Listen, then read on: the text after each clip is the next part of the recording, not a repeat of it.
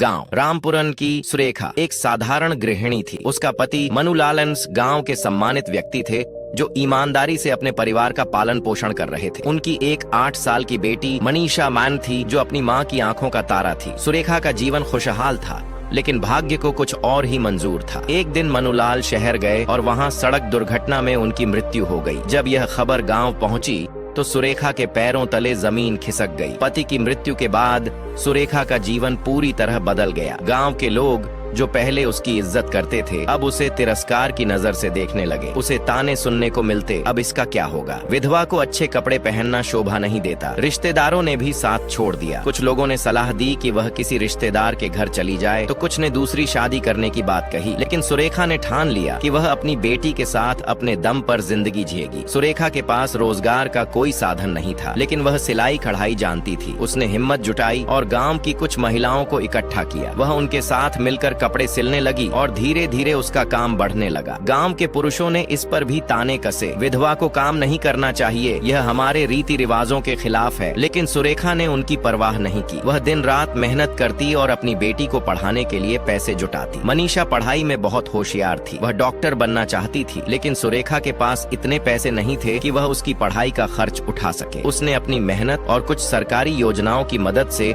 बेटी को आगे बढ़ाया। लोगों ने फिर ताने मारे, विधवा की बेटी डॉक्टर बनेगी, यह तो हमारे गांव में कभी नहीं हुआ। लेकिन सुरेखा ने हार नहीं मानी। उसकी मेहनत रंग लाई और मनीषा ने मेडिकल की परीक्षा पास कर ली। जब सालों बाद मनीषा डॉक्टर बनकर गांव लौटी तो वही लोग जो सुरेखा का मजाक उड़ाते थे अब उसकी तारीफ कर रहे थे। गांव के मुखिया ने कहा, सुरेखा ने साबित कर दिया कि विधवा भी आत्मनिर्भर बन सकती है और अपने बच्चों को ऊंचाई तक पहुंचा सकती है। सीखन सुरेखा की कहानी हर उस महिला के लिए प्रेरणा थी जो समाज के डर से अपने सपनों को छोड़ देती है।